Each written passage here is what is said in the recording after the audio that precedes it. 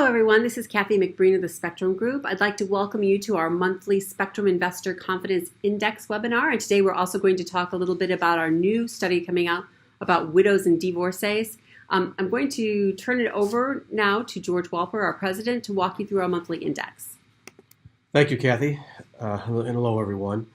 We do have some interesting feedback from wealthy investors relative to how they're feeling about the market, and clearly, as I mentioned last month, the volatility is starting to get to them, and they're starting to have a pretty significant change in their attitude towards a number of our key measures. And so I think that's important as your advisors, or those of you that are advisors, talk to your clients, and to be really out ahead of the fact that volatility is starting to become a concern of wealthy investors. So overall, from a trend standpoint, you see a lot of downward arrows, never a good thing. The Millionaire Investor Confidence Index, which is those folks worth $1 million or more, down last month and down compared to a year ago. And the year ago drop is 12 points, that's a pretty significant drop. The Affluent Index, which is $500,000 and above, not as significant of a drop, but nonetheless trending downwards. And you'll see here next, the trend downward is kind of concern relative to how wealthy clients are thinking. We always like you to sort of realize that typically the millionaire group of investors tends to be a little bit more optimistic and a little bit more focused on understanding some of the volatility trends. But we're starting to see that they're starting to drop at a more rapid pace. You can see that we're almost at the year low of the last 12 months, which is the top line. But more importantly, you can see essentially the last 3 months dropping. And as I said, the gap between wealthy millionaires and wealthy affluent, or the wealthiest investors, essentially the gap is only 1 point, so it's basically no gap. We very rarely see that closeness or see it drop below. You look at a year ago, interestingly enough, where the millionaire index did drop below the affluent for 1 month. But this trend is one that does have some parallel correlation to what's happening in the market, what's happening in the media, how the media is covering everything. So these are factors that you really want your advisors, or if you're an advisor, to talk to your clients about. Another very compelling sense of a measure is how folks are feeling about their overall household outlook, which is a measure of a number of subcomponents that we'll chat about. But back in January, we hit one of the all-time highs, given when the tax changes were implemented, passed, and people starting to understand that.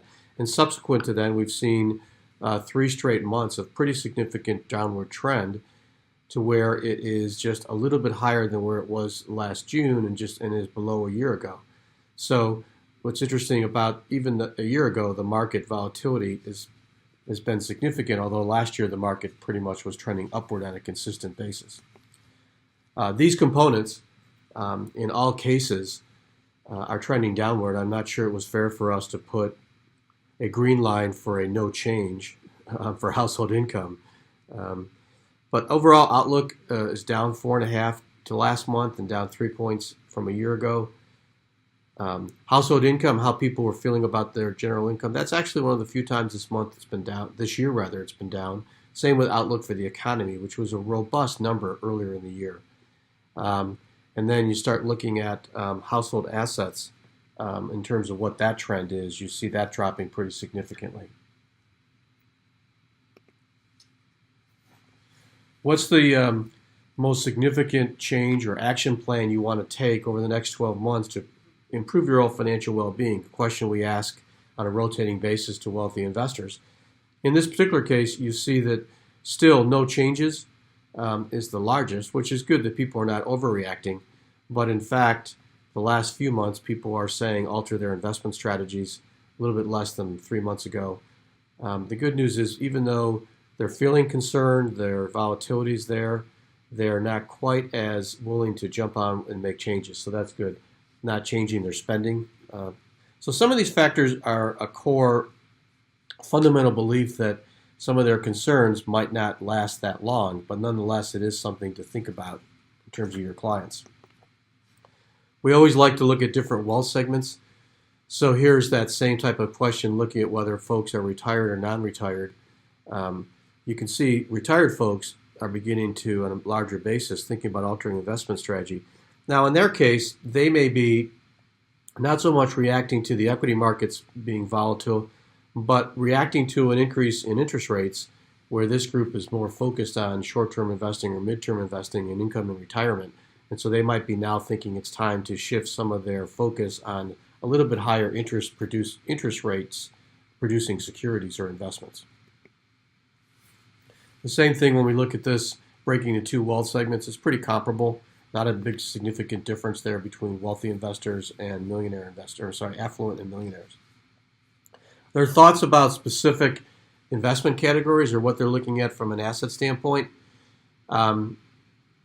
Equities somewhat down from a month ago rather, and pretty significantly down from the all-time high in March of 2012 and February of 2004. But more importantly, just looking at the last month, that's a pretty good proxy for the fact that people still have some confidence in equities, both individual securities and stocks. In this bond market, you see folks are, interestingly enough, more interested in mutual funds versus individual issues, and what they get the benefit of is some diversification there, of course. And then short-term or cash, fairly similar to last month, and real estate remaining somewhat flat and not changing much over time. We are going to shift, to Kathy said, to one of our more recent studies where we interviewed conducted research number of widows and divorcees. So, Catherine? Thanks, George. So just recently, we pulled out from the field some new research that we conducted with widows and divorcees, and we did interviews with approximately 250 each 250 widows, 250 divorced women, and all of them had over $1 million of net worth. So one of the first things after asking about whether they had a financial advisor, we asked widows if they used the same financial advisors before the spouse's death. And as you can see, 51%, so half, did use the same advisor. But that's interesting because if you think about it, half of them chose to use a different advisor. 15% said, my spouse and I did not use an advisor, but since my spouse's death, I've started using one. So 15% is an opportunity. And for 13%, my spouse and I did not use an advisor. I still did not use an advisor. Those people are probably never going to be opportunities. But 21% actually changed advisors. When we asked widows about sort of how they're dealing with their finances once their spouse passed away, we found lots of really interesting answers. For example, 50% said, my spouse made sure that I would be well taken care of, so I have few financial concerns. Well, if you look at that the other way, there's another 50% who said their spouses obviously didn't take care of them, so they must have some financial concerns. 40% of the women, however, have educated themselves about investments, and they're very involved in making their own financial decisions. While another third indicate that they rely upon their advisor and others, maybe family members, to make sure that they're going to have sufficient assets to live throughout my lifetime. So financial advisors need to figure out where on this scale or which of these apply to any of the widows that they may be speaking with. We asked the widows why they chose to stay with the same advisor, and 93% of those who stayed, remember 50%, just over 50% stayed, did so because they trusted the advisor. 61% said it's because they had good returns, and 69% felt that that advisor understood their needs. Only 46% said the advisor was helpful when the spouse passed away. And then roughly a third said he or she knows my family. So those are all things that advisors need to think about as they're developing relationships with a couple. Make sure that they're developing a relationship with both spouses, and that also it would be really helpful if they reached out when something actually happened. For those who decided to change advisors at their spouse's death, what we found out was most of them answered other. Only 12% that said they didn't trust him or her. 13% said they didn't understand my financial goals. 10% said investment returns. Only 8% said he or she didn't treat me the same as my spouse, or didn't explain things well. So there's this other category, just because they felt like they needed to make a change, maybe. 46% of widows, however, said that after their spouse died, the initial contact with their advisor was them calling the advisor. So the advisor wasn't paying attention to what was happening with this client or their family. The widow herself actually had to call the advisor and say, look, I want to have a conversation. Right there is a big gap, I would say, where advisors need to be paying attention to things. 23% did say that the advisor contacted them to assist them, and 16% met with them with their family. So let's flip over to divorced women instead. 32% of divorced women decided to use the same advisors before the divorce, and 20% changed. Now, that's not surprising. You can see why a lot of women would decide to change. And also, almost half of women who, prior to divorce, didn't have an advisor have chosen to use an advisor since their divorce.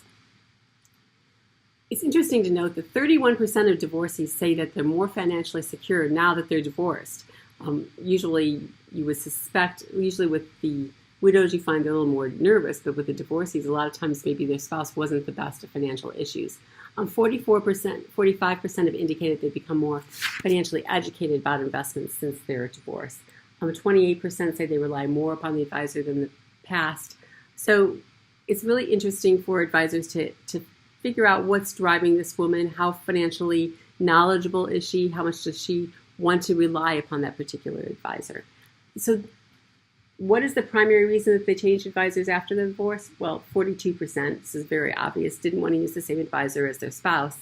And another 20% basically said they didn't trust the advisor, or they weren't, and 18% weren't happy with the investment performance. So those are just some of the top level findings that we found in this report. And there's lots of other interesting things about how their financial portfolios differ, how they make decisions differently, what kinds of things they worry about.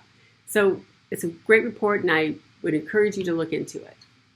Thanks, Catherine.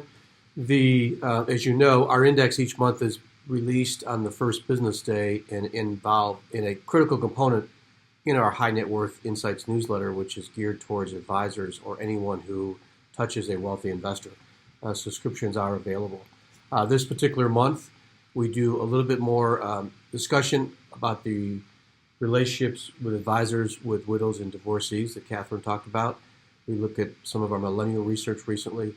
Topic of educating millionaires, which is another study that we are just finishing relative to how knowledgeable are wealthy investors. We actually kind of gave them some tests, and therefore the information that advisors need to educate their clients about, even though their clients might suggest that they're very knowledgeable. Took a look at the new tax law relative to businesses, and then much more detail around the index as we've talked about. We thank you very much and look forward to having you join us next month.